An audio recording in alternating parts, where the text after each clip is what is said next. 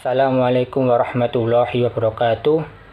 Kami dari kelompok 3 akan mempresentasikan metafisika dan ontologi. Metafisika ialah salah satu cabang filsafat yang mempelajari penjelasan asal atau objek fisik di dunia.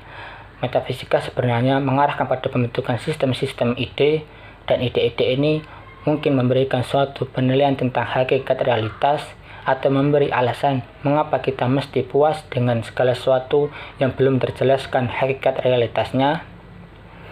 Sedangkan ontologi adalah bagian paling umum filsafat. Ontologi adalah yang ada, tidak terikat pada satu perwujudan tertentu. Ontologi membahas tentang yang ada secara universal, yaitu berusaha mencari inti yang dimuat setiap kenyataan yang meliputi segala realitas dalam semua bentuknya. Persoalan-persoalan yang muncul dalam metafisika ialah ada dan tidak ada. Setiap metafisika berbicara tentang ada, karena setiap metafisika berusaha untuk menyajikan pemikiran yang sangat umum atas struktur segala sesuatu, yaitu pemikiran mengkarakteristikkan dan berlaku bagi semua yang ada atau yang akan ada. Aliran-aliran metafisika ialah 1. Materialisme.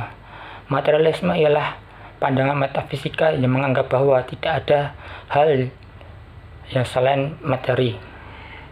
Bahkan pikiran dan kesadaran ialah penjelmaan dari materi yang dapat dikembalikan unsur-unsur fisiknya. Materi ialah sesuatu yang dapat dilihat, diraba, disentuh, dan menempati ruang. Penganut materialisme ialah Demokritos dan Thomas Hobbes. Kedua, spiritualisme. Pandangan metafisika yang menganggap bahwa kenyataan segala sesuatu adalah roh, yaitu roh yang mengisi dan mendasari seluruh alam. Tokoh spiritualisme yang paling terkenal adalah Polytinus dan Hegel. Ketiga ialah pluralisme, yaitu aliran tidak mengakui adanya satu atau dua substansi melainkan banyak substansi.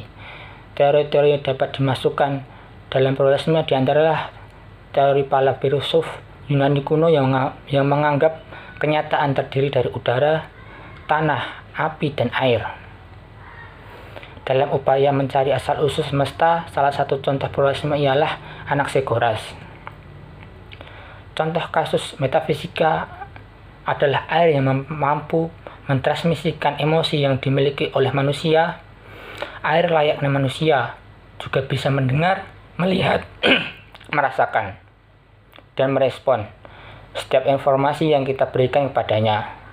Masaru Emoto telah membuktikan bahwa air yang diberikan respon positif seperti doa, pujian akan menghasilkan bentuk kristal yang indah. Sedangkan contoh kasus ontologi adalah rumah. Di zaman sekarang begitu banyak model dan bentuk dari rumah. Bahkan sudah sangat umum yang kita tempati saat ini bukan lagi rumah yang berdiri menginjak di atas tanah, melainkan rumah susun atau apartemen yang dibangun bertingkat di sebidang tanah tertentu. Menurut Plato, realitasnya adalah ide atau gambaran yang membuat kita selalu mengenali tentang rumah. Di tengah begitu banyak bentuk atau model-model rumah, namun ide tentang rumah ini yang membuat kita tetap mengenali bahwa apa yang kita lihat adalah rumah. Meskipun kita dari segi bentuknya sudah berubah banyak, kita tetap mengenalinya sebagai rumah di mana sebuah keluarga pulang dan berkumpul serta menjadi tempat tujuan untuk pulang. Manfaat metafisika bagi pengembangan ilmu. Pertama, kontribusi metafisika terletak pada awal terbentuknya paradigma ilmiah. Ketika kumpulan kepercayaan belum lengkap pengumpulan faktanya, maka ia harus dipasok dari luar. Antara lain metafisika, sains yang lain, kejadian personal dari historis atau inherent.